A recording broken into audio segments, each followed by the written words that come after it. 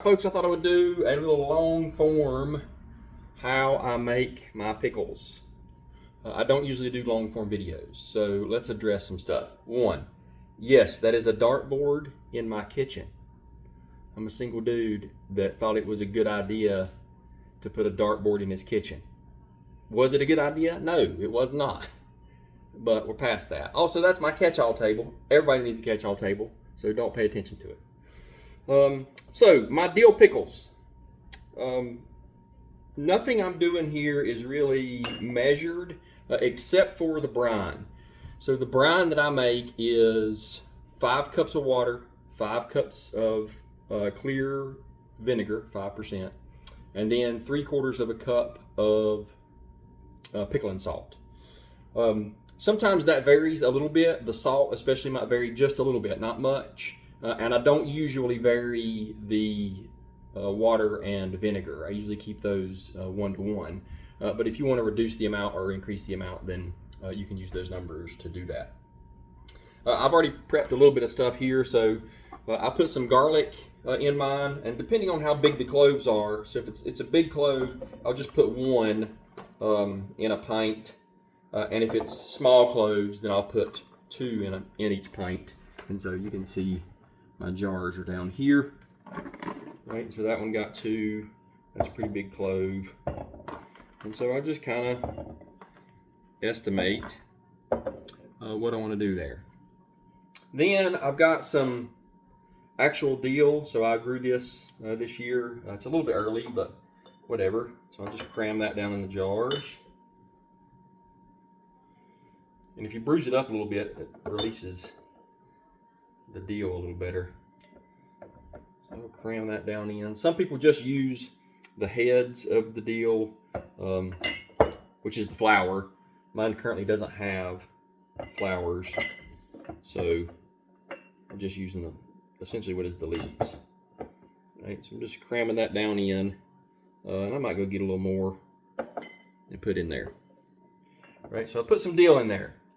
Then I'll come in and I've got a little yellow mustard seed.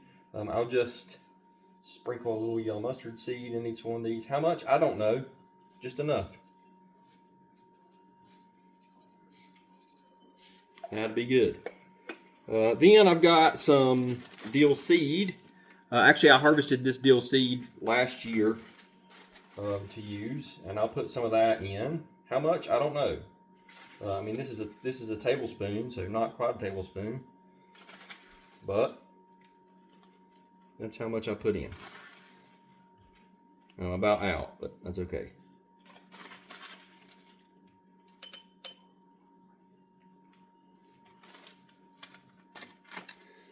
So garlic, dill, in a couple forms, and a little bit of mustard seed.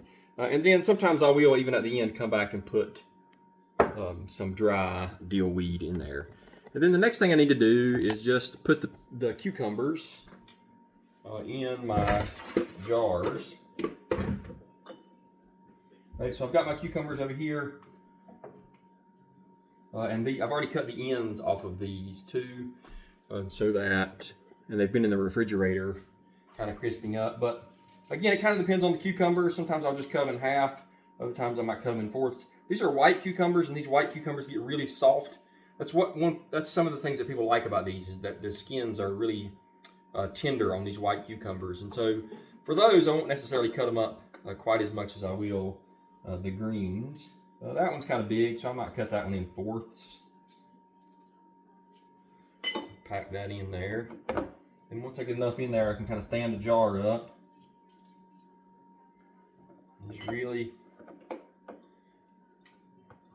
I try to pack them in because they will shrink when they process. And see, even that one, I'll just put that one in whole. They will shrink when they process, and so it feels like it's super packed, but it won't be. So just run through. And something else that I oftentimes put in these would be maybe a little jalapeno, or maybe a little cayenne pepper. If you like a little heat in yours, you can certainly do that. Makes it pop a little bit.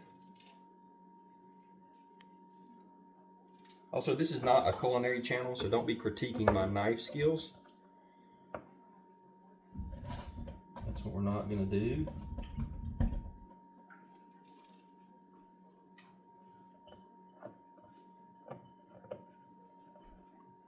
There's another down. And then these are the green cucumbers that I also grew this year. You can be a little more liberal with those as far as how you cut them up, because the skins on the green ones it's a lot thicker, and so they'll stay crunchy a little better.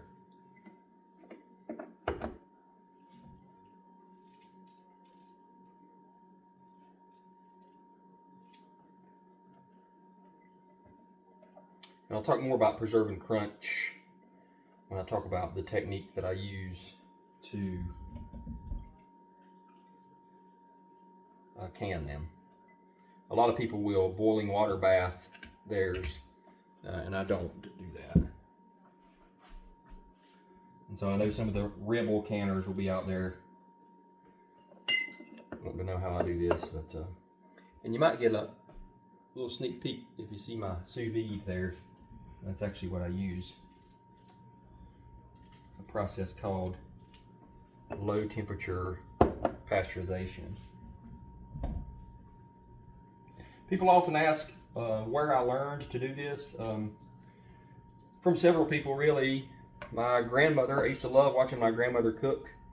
I never really got to cook with her much, though. She passed when I was probably about 18, and of course, when you're 18, you think you know everything, and you don't really know anything.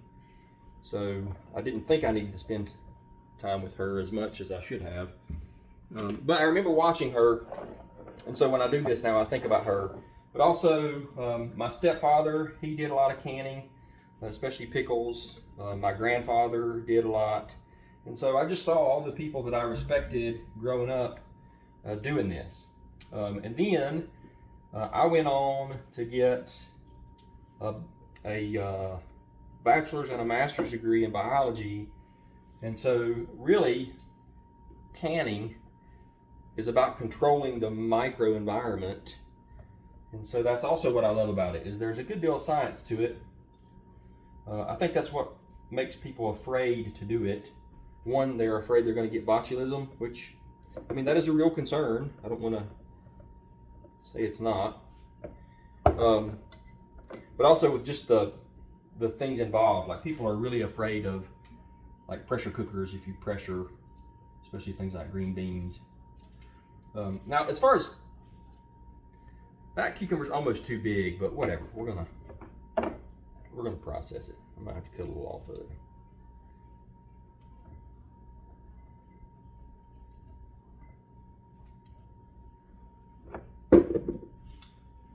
But yeah, so I saw all those folks making that stuff when I was growing up, and then when I got to the point where I could, I wanted to do it. So I've bought the canning books. One thing I will tell you that will probably offend a lot of people is just because grandma did it that way doesn't mean you should too. So read up about some of this stuff and figure out how you want to do it, and do it correctly. Follow the science, and don't die.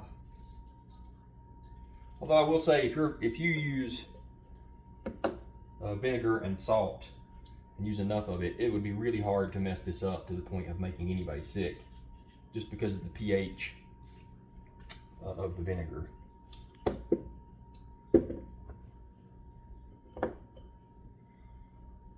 This one's a little seedy, but it'll be all right.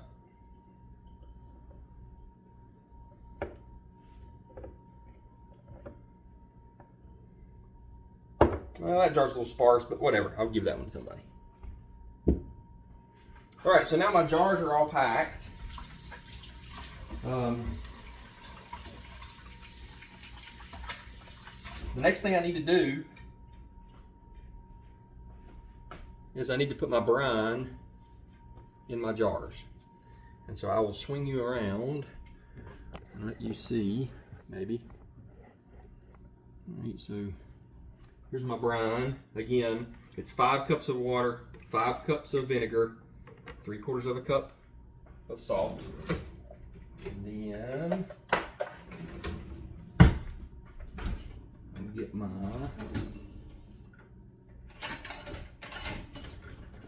measuring cup.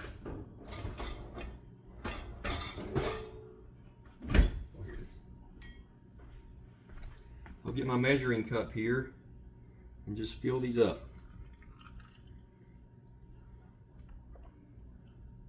It's about 1/2 inch from the top. You want to leave some head space. You don't want to fill it completely up to the very tippy top.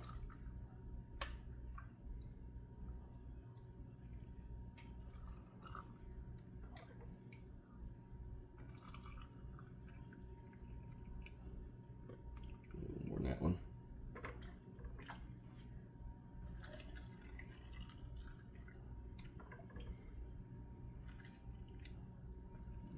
That one.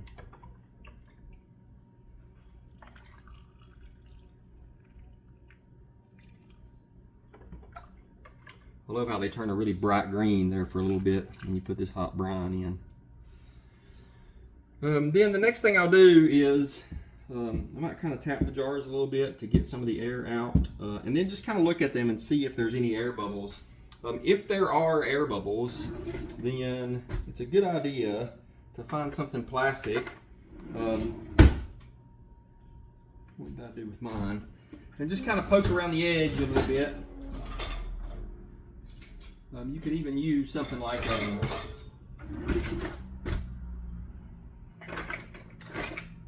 measuring spoon, or if you have something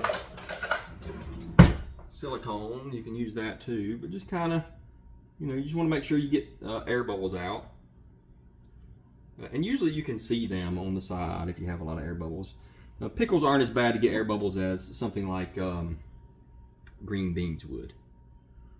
Right, and so there, the jars are. Put one more on. Filled with brine, and then it's just sometimes too where I'll come back and, these are dill pickles, so I might come back and just sprinkle a little more dill on top.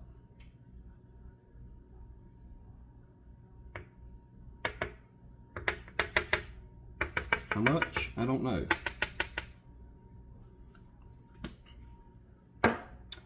Right.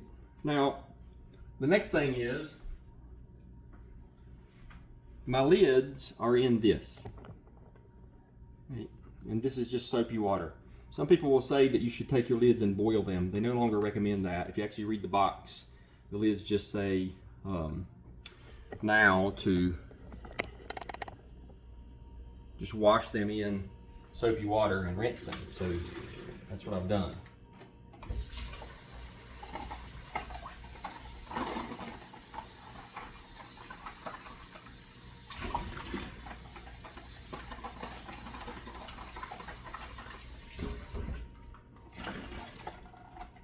Right.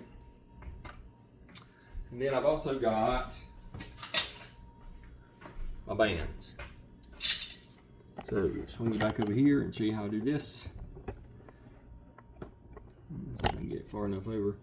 So again, with the lids, all you need to do, well actually I forgot a step, hold on. We want to wipe the rim of the jars off, right? So because you might get some salt, or you might get a little maybe a little dill or something on there, and so you want to make sure that those are clean. Now, people will tell you that you're supposed to do this with vinegar, and that's not really the case, right? When you process these, you're just doing this to clean them. The vinegar on the lid really wouldn't do a whole lot, and if you're worried about any microorganisms that might be on there that the vinegar would take care of, then you're not processing them correctly, because the processing should take care of that anyway. Right? So then back to the lids, just come and place them down on your jars. Whoops, got my sock wet.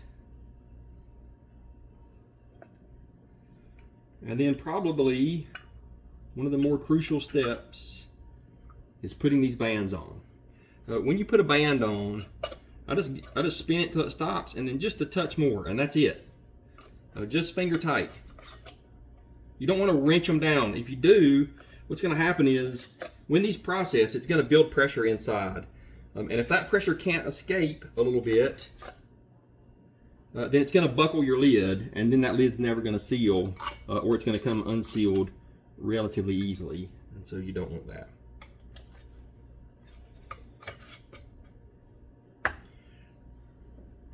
Whoops, forgot that one. And now, here's where what I do is a little different than most. So I'll just take one jar at a time and show you. So here's my jar, and what I've got here is just my enamel pot, and I've got my sous vide going on it. Now what I do is I set this for 185, actually I set it for about 187 degrees, and when you do low temperature pasteurization, it's 185 degrees for 30 minutes. So I'll set it at about 187 degrees and run it for about 35 minutes, and you're good to go. What that does is, what a lot of people will do at this point is they will boil these. So they put them in a boiling water bath for about 5 or 10 minutes. I can't remember the number. The problem with that is if the pickles themselves get up higher than 185, 190 degrees, then it starts breaking down the pectin in the pickle or in the cucumber, and that's what makes them soft.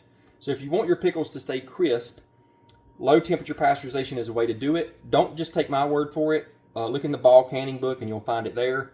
But I'll just take this and set it down in, and that is a little hot. So let me bring my jars over.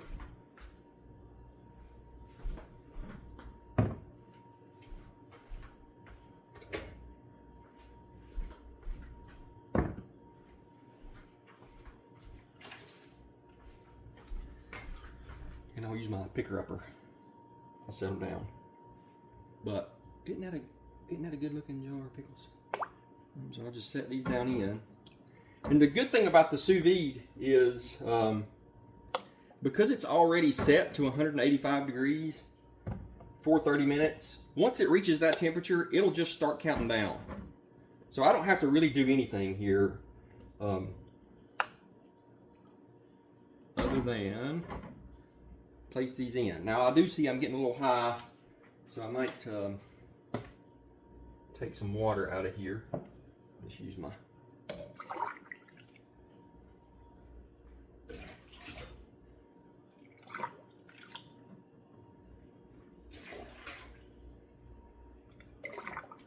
because you really only have to be about an inch above the top of your jars.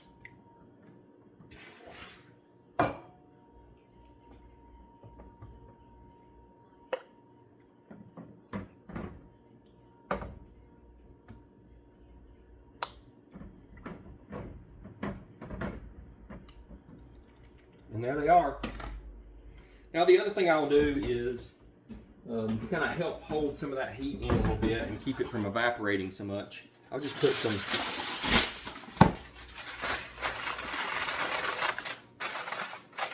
aluminum foil over the top.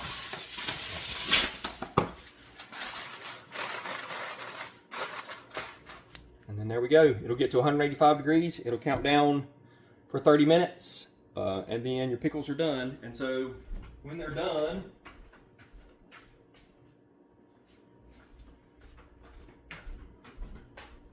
they'll look like these.